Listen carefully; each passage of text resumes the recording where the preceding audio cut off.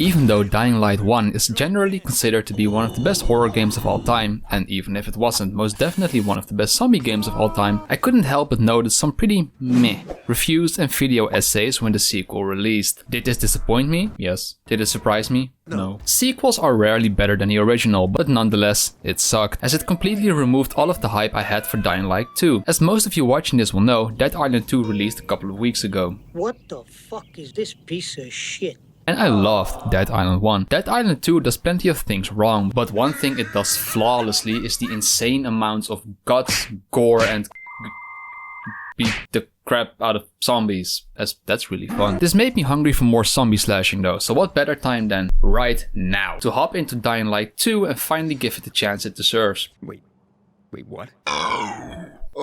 Not only because slapping the absolute crap out of zombies is fun, but also because the most recent Gut Feeling update is apparently one of the best updates the game has received until now. Oh my god! Now look, I'm gonna be honest, I had this video planned for like months, but I kept putting it off as I, in advance, already knew that it was gonna be one of those Dying Light 1 was so much better type of videos. And in case you haven't noticed yet, there are like a bajillion of those videos on the internet already. So I didn't really feel like I would have added much to the conversation. I also have no frame of reference because this is the first time I've played Dying Light 2, so I have no clue how bad the game was at release. But still, after all of that being said, I really like this game. I would love to review Dying Light 2 as like a standalone title, but as it's a sort of direct sequel to Dying Light 1, that's impossible. And on top of that, it's so much easier to just take Dying Light 1 and to then say if Dying Light 2 did the mechanics better or worse.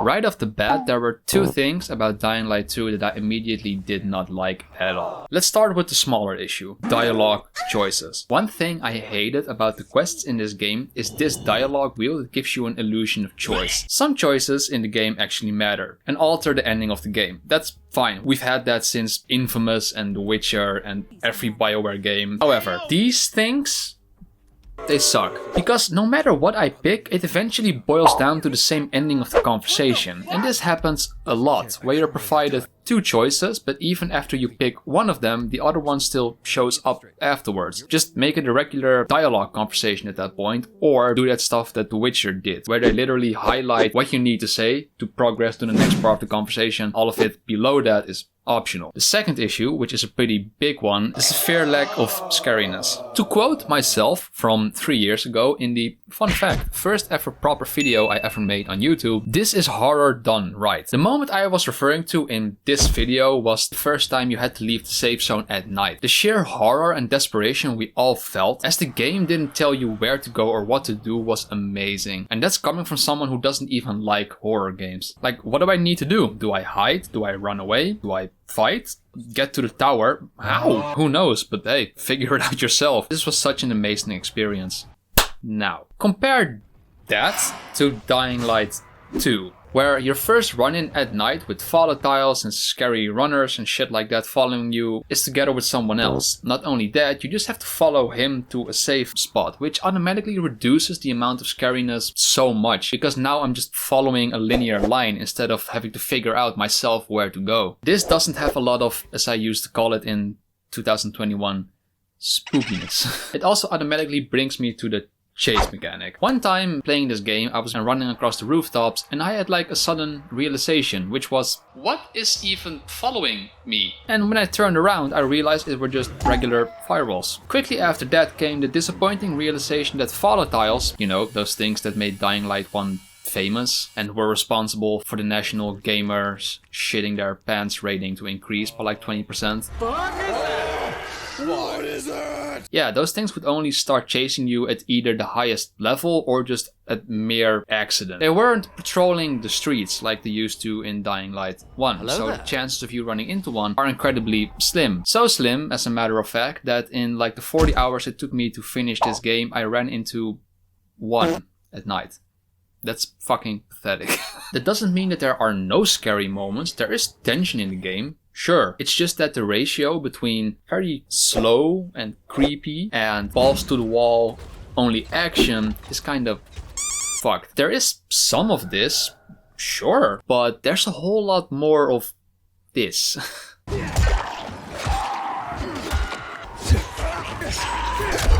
Which kinda blows, because this is what made Dying Light 1 so unique. With that being said, it's not like this isn't fun. You still get a ton of weapons at your disposal, from brass knuckles to katanas to axes and bows, and many more. Guns have been completely removed from the game, which was a huge W, as they made the first game a cakewalk the moment you got them. Since the Gut Feeling update, slapping the crap out of zombies has apparently been redone completely, and they now get damage depending on how hard you hit them, where you hit them, and how they land. The same goes for humans. Yesterday I smashed the shit out of a guy who took like 15 seconds to realize what just happened. Gruesome, sure, but also pretty fun. That doesn't mean that fighting humans in general is always fun. Is it better than the first game? Yeah, but you can still beat the shit out of someone and their health bar will barely go down. It isn't the only thing they improved on from Dying Light 1. The parkour is also so much better. It's honestly the best parkour I've seen in any game until now. Even better than those weird ass PS2 games that were completely focused on parkour. Do you remember those? They were so bad, but also so much fun.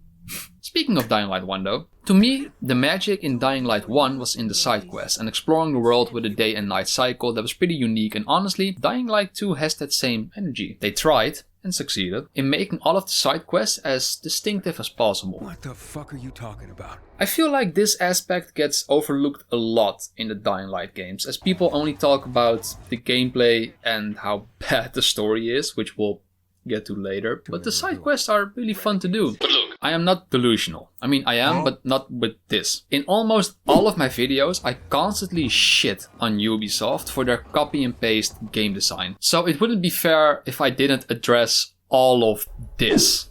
Yeah, judging by the map, it looks like your standard RPG, copy and paste, tick off all of the boxes, do the fetch quest and get all of the collectibles type of game. Which it kinda is. But the gameplay is satisfying enough to me to keep playing it without getting bored. You've got zombie boss fights, parkour challenges, strongholds and hideouts to check out, so at least all of the content is diverse. It shows quality over quantity. One quest was a woman asking if I could babysit her kid. Go for a walk? Well, listen, would you mind watching my son sometimes? Wait, what? Another one of a con artist tricking me into getting ambushed. You said about your father? Your family? It was a lie. And yet another one about a father who wanted me to free his son from kidnapping thugs, only to find out the kid was there willingly due to his drug problem. You've been tricking your own father into making you free drugs? There are also some quests that can be resolved just by using dialogue, and others have you being questioned about events and people in the city. This to me is great and very engaging, instead of just being like go there, grab the thing, go back and get the reward. Even though the nights aren't as scary as in Dying Light 1, they at least up the difficulty by adding the whole immunity mechanic. Speaking of difficulty, there is how do you say it? None. You are still completely packed with resources, even on the highest difficulty within the first few hours. At the end of the main story, I had so many military health kits and immunity boosters that I didn't even craft, by the way. Those scary hunt for resource at night type of missions turned into a joke. I still had some moments where I was about to turn and was sort of rushing through an area, looking for a way to delay the turning process, which was pretty cool, but those moments only happened at the very start of the game. Last but not least, and I know it's a bit cliche, but the city feels alive. Plopping down at a campfire, listening to people talk or sing a song, or being on a stroll on the rooftops and hearing a couple of people make bee puns at each other was very much appreciated. Maybe it was a zombie. Now, to wrap it all up, I saved the best for last. The story. Ladies first. The story is there. It's present, you know. I liked it, but more so because it had a lot of fun characters. None of them felt too annoying or cringy. Where's Bowski? Fuck. Sorry, boss. Won't say it, Pete. You're off key, dumbass. Except for literally everybody that wasn't a peacekeeper. All of them. The citizens do nothing but harass you, blame you, and constantly whine about life. Aiden is just Crane 2.0, meaning they mess everybody up during gameplay, but during cutscenes they just stand there like morons, soaking up information and getting punched in the face. Like a lot. A lot. With that being said though, Aiden was an amazing character. I'm a huge sucker for good voice acting, and the voice actor of Aiden is one of the best performances I've ever heard in any video game. He was great. So it kinda sucks that the story is just all over the place. The video is nearing its end, so if you don't want to hear spoilers, you might want to leave now. But if you've already finished the game or you don't care about spoilers, stick around. Because here we go. Finding your lost sister is not the worst way to start off story. They try to give some background details on who you were and why you're interested in this. But the gap as to why you've spent the last 15 years or 20 years roaming the world and now you suddenly have to find your sister was never explained, as far as I know at least. Even if it was, there weren't nearly enough memories or flashbacks for me to give a shit about Mia. So yeah. You obviously need to find Waltz, but there's so much shit being thrown at you and meant to distract you, you will completely forget about him in the first couple of hours of playing the story. Because if you want to reach Waltz, you first need to solve a murder from a guy you've never heard about who was important to a group of people you don't even care about, which doesn't really give you that much enthusiasm. What's even worse though is that when you finally do reach the other part of the city trying to get to Waltz, there are so many people begging you for favors and not giving you the information you want unless you do something for them. I just lost track of the story very quickly. And the worst thing are the pacing issues, because then when you finally do run into Waltz, the weirdest shit will happen, like the fucking city being nuked, and now suddenly it turns into a Call of Duty campaign with like nuclear codes and having to turn off the missiles last second. It was a clusterfuck. And it ends up with you just sitting there staring at your monitor like, what? There are plot twists, sure, but at this point when this happened, I just wanted the story to be over, in all honesty. And then whenever it did end, pretty bad boss fight if you ask me. When the whole plot got revealed, it felt like a Star Wars I am your father type of moment. Mia is my daughter, and you know that. So yeah, that blowed. The entire story kinda blowed. Now shut the fuck up. Does it live up to Dying Light 1? No. Should they have released it later? Yeah. But is it a bad game?